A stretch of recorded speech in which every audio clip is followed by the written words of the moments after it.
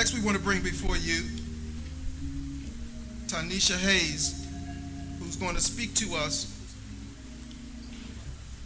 from the subject matter, A People's History of the United States, pulling from the book by Howard Zinn. Let's bring forward Tanisha Hayes. Good afternoon. My name is Tanisha Hayes, and I'm 23 years old. I would like to speak to you this morning concerning the importance of reparation to the African American people. In this book, A People's History of the United States by Howard Zinn, he exposes the United States and the wrongdoings that it has done to our people for over 400 years. Allow me to enlighten your minds to inform you of the cruelty and long suffering our people endured and yet going through.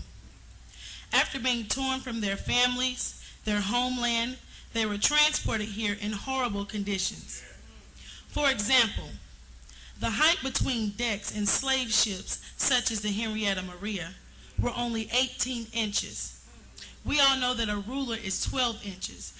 Imagine being confined to a space that is only a ruler and a half inches long. Could you imagine being chained by your neck and your legs for 5 months? On your back, not being able to turn to your side? Imagine lying there on a wooden plank deck with splinters, open wounds, broken bones because of the heavy chains and rocking of the boat. Imagine not being able to dispose of your bodily waste and fluids and having someone else's fall upon you on your body from the above decks. It is stated that the U.S. government supported slavery because of overpowering practicalities. In my opinion, these practicalities were laziness, greed, and hatred. Did you know that in 1790, 1,000 tons of cotton was being produced by my ancestors? And 70 years later, in 1860, it was reported that 1 million tons of just cotton was produced. This doesn't just include tobacco, it doesn't exclude tobacco, corn, indigo, and rice plantations. With that being said, in that same period, the slave population quadrupled to over 4 million. This brings me to my next point.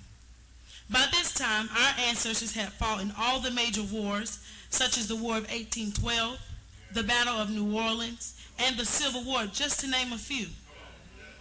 Also, by this time, the Indians were on their land. The whites were in their European culture. However, blacks had been torn from their land and culture. We were forced into situations where heritage of language, dress, custom, and family relations were obliterated and eradicated. At this time, great philosophers and religious leaders in Europe and North America began to condemn slavery because they felt it violated the human rights and God-given law. So in September 1862, President Abraham Lincoln issued the Emancipation Proclamation. Nearly 4 million were freed by July 1865. I would like to read an insert from the book that I have stated previously.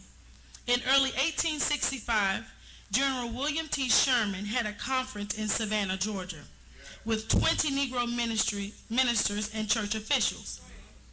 Mostly of them were former slaves, at which one of them expressed their need. The way that we can best take care of ourselves is to have land and till it by our own labor. 4 days later, Sherman issued the Special Field Order Number 15, which designated the entire southern coastline 30 miles inland for exclusive freedman settlement. Freedmen could settle there, taking no more than 40 acres per family.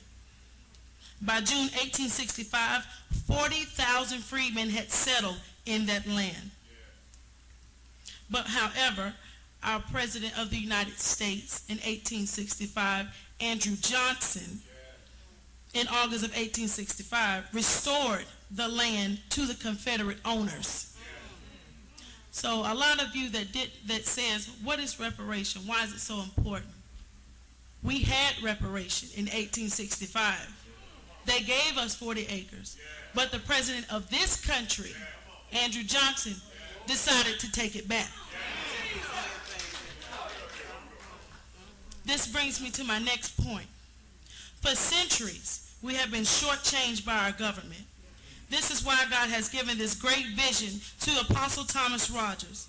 This vision is to reunify the people and give us a second homeland where we can be self-sufficient, be entrepreneurs, and be vindicated from post-traumatic slave syndrome. We do not wish for welfare and other forms of handouts. We want what the Japanese Americans received, what the Jews received, and more, because this country was built upon the backs of my people. For those of you who don't know exactly what reparation is, it is the efforts by a nation's government to make up for loss of possession, land, harm, and wrongdoings that occurred in the past. It was stated that if you want to hide something from blacks, just put it in a book. I'm here to prove you wrong.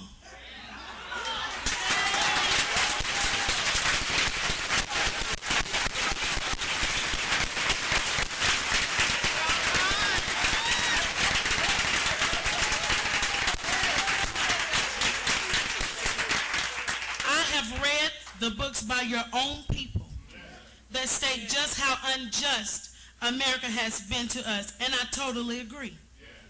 So give what is due to me. I want reparations, and I want it right now.